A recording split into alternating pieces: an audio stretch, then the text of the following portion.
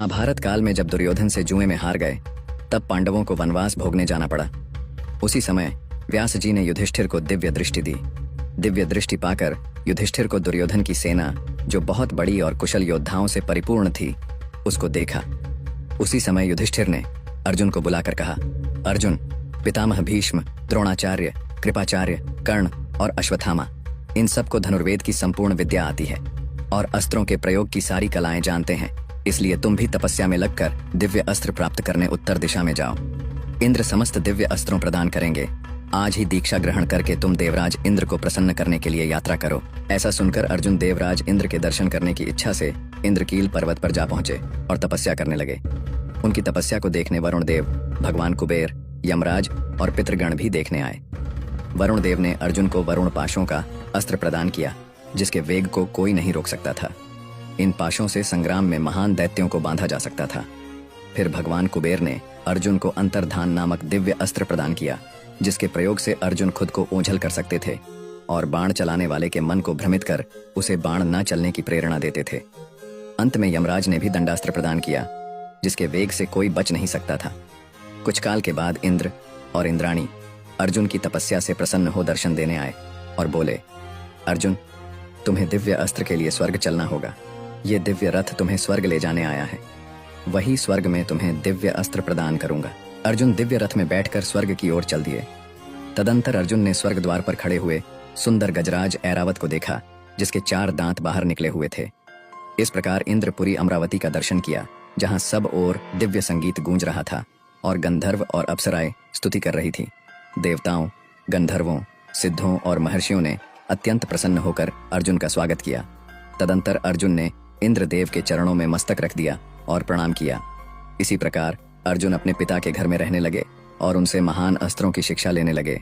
अर्जुन के अस्त्र शिक्षा में निपुण होने पर इंद्र ने कहा, अर्जुन, अब तुम गंधर्वराज चित्रसेन से नृत्य और संगीत की शिक्षा भी ग्रहण करो, इससे तुम्हारा भला होगा। अर्जुन ने उनकी आज्ञा पाकर चित्रसेन से संगीत, नृत्य और वाद्य की शिक्षा लेने लगे।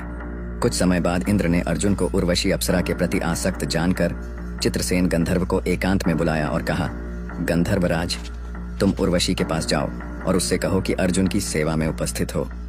जैसे अस्त्र विद्या लेने के पश्चात अर्जुन ने संगीत विद्या ली है, उसी प्रकार वो स्त्री संग विशारद हो सके, ऐसा प्रयत्न करो। इंद्र के इस प्रकार कहने पर गंधर्व चित्रसेन सुंदरी अप्सरा उर्वशी के पास गए और कहा, सुंदरी, मैं इंद्र की आज्ञा से तुम्हारे पास आया हूँ। उनकी आज्ञा के अनुसार आज अर्जुन के चरणों के समीप जाओ और ऐसा प्रयत्न करो जिससे अर्जुन तुम पर प्रसन्न हो। चित्रसेन के ऐसा कहने पर उर्वशी मुस्कुराई और इस आदेश को अपने लिए बड़ा सम्मान समझा। उसके मन में अर्जुन के प्रति काम भाव हो आया था। उर्वशी ने चित्रसेन को विदा करके अर्जुन से मिलने के लिए उत्सुक होकर स्नान किया। स्नान के बाद सुंदर आभूषण और वस्त्र धारण करे और दिव्य पुष्पों की सुगंध से अपने को अलंकृत किया।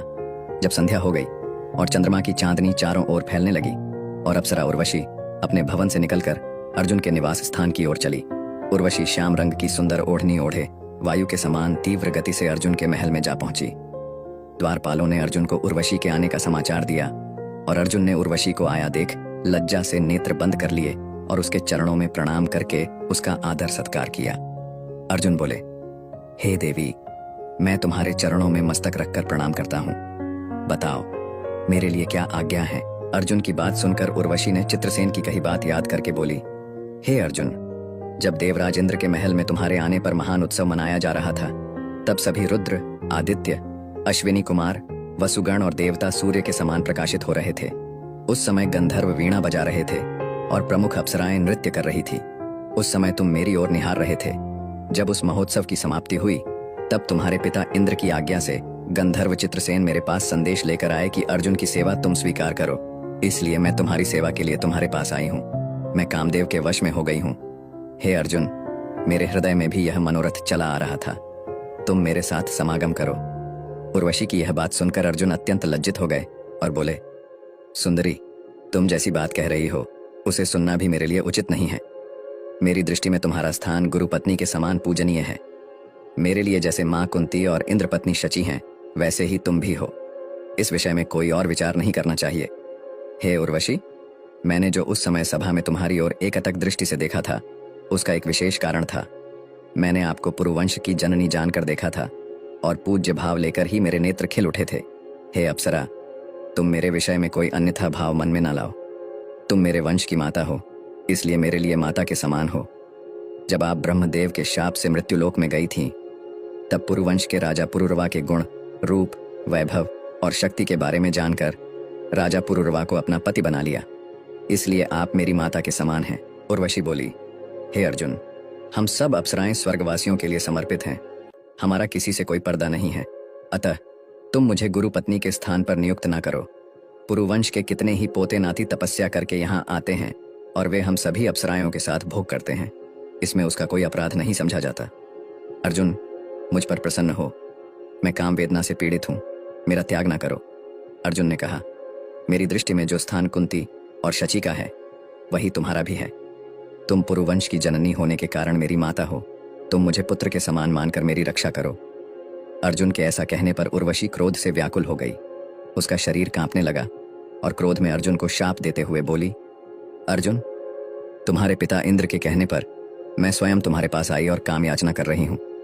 फिर भी तुम मेरा आदर नहीं करते, अतः तुम्हें स्त्रियों के बीच में नपुंसक रहकर नर्तक बनकर रहना पड़ेगा। तुम नपुंसक कहलाओगे और तुम्हारा व्यवहार नपुंसक के ही समान होगा। उर्वशी शाप देकर अपने घर को लौट गई। शाप के भय से अर्जुन तुरंत ही पिता इंद्र के पास गए और सारी घटना कह सुनाई।